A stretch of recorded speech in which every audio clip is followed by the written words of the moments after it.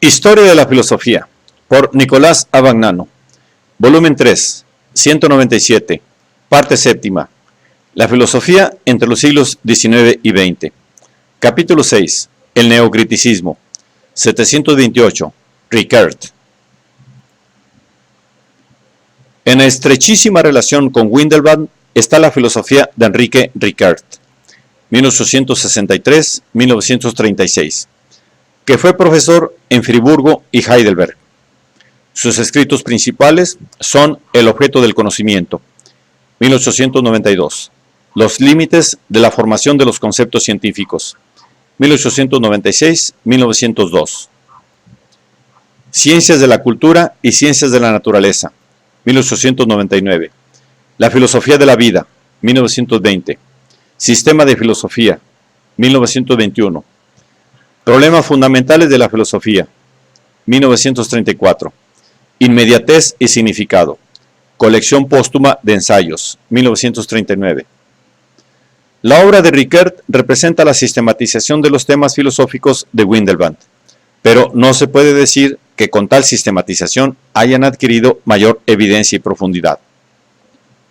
En El objeto del conocimiento, Ricard critica todas las doctrinas que interpretan el conocimiento como relación con el sujeto y un objeto trascendente, independiente de aquel y al que el conocimiento mismo debe conformarse. La representación y la cosa representada son ambos objetos y contenidos de conciencia, y por esto su relación no es la que habría entre un sujeto y una realidad trascendente, sino la que existe entre dos objetos del pensamiento. Por consiguiente, el fundamento de la medida de la verdad del conocimiento, su verdadero objeto, no es la realidad externa. Conocer significa juzgar, aceptar o rechazar, aprobar o reprobar. Significa, pues, reconocer un valor. Pero mientras el valor que es objeto de una valoración sensible, por ejemplo de un sentimiento de placer, vale solamente para un determinado yo individual y en un momento dado, el valor que reconocido en el juicio debe valer para todos y en todos los tiempos. El juicio que yo formulo, aunque trate de representaciones que van y vienen, tiene un valor duradero, en cuanto no podría ser distinto de lo que es. En el momento en que se juzga, se supone algo que vale eternamente, y esta suposición es propiedad exclusiva de los juicios lógicos. En estos, yo me siento ligado por un sentimiento de evidencia, determinado por una potencia a la cual me someto y que reconozco como obligatoria. Este sentimiento da al juicio el carácter de necesidad incondicionada. Pero tal necesidad no tiene nada que ver con la necesidad causal de las presentaciones. Es una necesidad ideal, un imperativo cuya legitimidad se reconoce y es aceptado conscientemente. En este imperativo, en este deber ser, consiste la verdad del juicio. El objeto del conocimiento, lo que da al conocimiento su valor de verdad, es el deber ser, la norma. Negar la norma es imposible, porque significa hacer imposible cualquier juicio, incluso el que la niega. El deber ser precede al ser. No se puede decir que un juicio es verdadero porque expresa lo que es. Precisamente, si se puede decir que algo es en virtud de que el juicio que lo expresa es verdadero por su deber ser.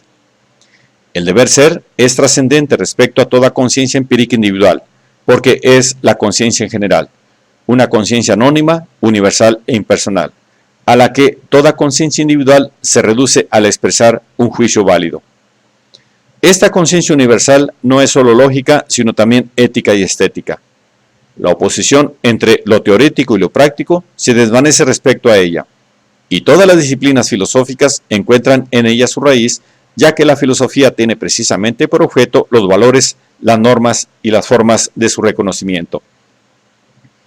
Este concepto de filosofía es confirmado por Ricard en un ensayo que trata precisamente de este tema, en Logos, 1910. La filosofía debe distinguir el mundo de la realidad del reino de los valores. Estos últimos no son realidades, sino que valen, y su reino está más allá del sujeto y del objeto. La filosofía debe también mostrar la relación recíproca entre el mundo de la realidad y el reino de los valores. Esta relación es el acto de valorar que expresa el sentido del valor y que, por esto, determina una tercera esfera, que se sitúa junto a la de la realidad y a la de los valores, el reino de la significación. El acto de valorar no tiene una existencia psíquica porque se encamina más allá de esta hacia los valores, pero no es tampoco valor. Por esto, es un tercer reino al lado de los dos precedentes. El sistema de filosofía es la ampliación de estos fundamentos y al mismo tiempo una tentativa de clasificación escolástica de los valores. A las tres esferas mencionadas, Ricoeur hace corresponder en el hombre tres actividades que las expresan: el explicar, el entender y el significar. Y distingue 6 campos o dominios del valor: la lógica, que es el dominio del valor verdad; la estética, que es el dominio del valor belleza; la mística, que es el dominio de la santidad impersonal; la ética, que es el dominio de la moralidad; la erótica, que es el dominio de la felicidad; y la filosofía religiosa, que es el dominio de la santidad personal. A cada uno de estos dominios hace corresponder un bien: ciencia, arte, uno todo, comunidad libre, comunidad de amor, mundo divino. Una relación con el sujeto: juicio, intuición, adoración, acción autónoma, unificación, devoción. Así como una determinada concepción del mundo: intelectualismo, esteticismo, misticismo, moralismo, eudemonismo, teísmo o politeísmo. Pero en este método clasificatorio y escolástico, en que los problemas quedan suprimidos u ocultos, se diluye la más profunda exigencia de esa filosofía de los valores que Ricoeur quiere defender. Y los sarcasmos que en un escrito polémico, La filosofía de la vida, dirige a Nietzsche, James, Simmel, Dilthey, Bergson y otros, frente a los cuales afirma que la filosofía no es vida, sino reflexión sobre la vida, disimula mal su resentimiento respecto a un punto de vista que acentúa un aspecto del hombre que no encuentra reconocimiento ni sitio alguno en la fosilización escolástica a que él mismo ha reducido el mundo de los valores. Estos, en efecto, son, ante todo, posibilidades de la existencia humana, y precisamente como tales son ignorados o negados por Ricoeur. La parte más interesante de su filosofía es la que se refiere a la distinción entre ciencias de la naturaleza y ciencias del espíritu, distinción que Ricoeur toma sustancialmente de Windelband y que comenta largamente en su obra sobre los límites de la formación del concepto científico, que lleva como subtítulo Introducción lógica a las ciencias históricas. La distinción entre ciencias naturales y ciencias históricas no se funda en el objeto, sino en el método. La misma realidad empírica puede ser considerada, según uno y otro punto de vista lógico, como naturaleza y como historia. Es naturaleza si la consideramos respecto a lo universal, y se convierte en historia si la consideramos con respecto a lo particular y a lo individual. Lo que es individual y singular interesa a las ciencias naturales solo en cuanto cae bajo una ley universal, pero constituye, en cambio, el único objeto de la investigación histórica. No todos los sucesos individuales suscitan, sin embargo, el interés histórico, sino solo aquellos que tienen una particular importancia y significación. El historiador efectúa y debe efectuar una selección, y el criterio de esta selección está constituido por los valores que integran la civilización. De manera que el concepto de una determinada individualidad histórica viene a estar constituido por los valores aprendidos o apropiados por la civilización a que ella pertenece. El procedimiento histórico es una continua referencia al valor. Lo que no tiene valor es insignificante históricamente y se abandona. Pero no por esto el historiador formula un juicio de valor sobre los acontecimientos de que trata. El historiador, como tal, no puede formular ningún juicio sobre el valor de un hecho cualquiera. Intenta reconstruir el hecho solo porque tiene un valor.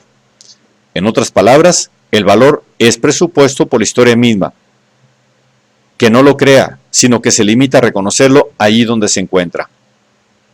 Los valores mismos no pueden, según Ricoeur, ser historiados, sino que resplandecen en su firmamento inmutable, que constituye la guía y la orientación de la historia.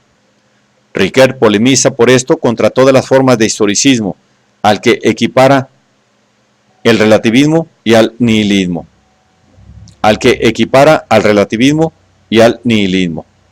Más aún, la validez del conocimiento histórico depende de la validez absoluta de los valores a que él mismo hace referencia. La validez de la representación histórica, dice Rickert, no puede menos de depender de la validez de los valores a que se refiere la realidad histórica, por lo cual la pretensión de validez incondicionada de los conceptos históricos presupone el reconocimiento de los valores incondicionadamente universales. Ahora bien, esta pretensión es, según Rickert, más un derecho. La historia no es el fundamento posible de ninguna intuición del mundo, y la filosofía tiene por único objetivo el de dirigirse más allá de ella hacia lo intemporal y eterno.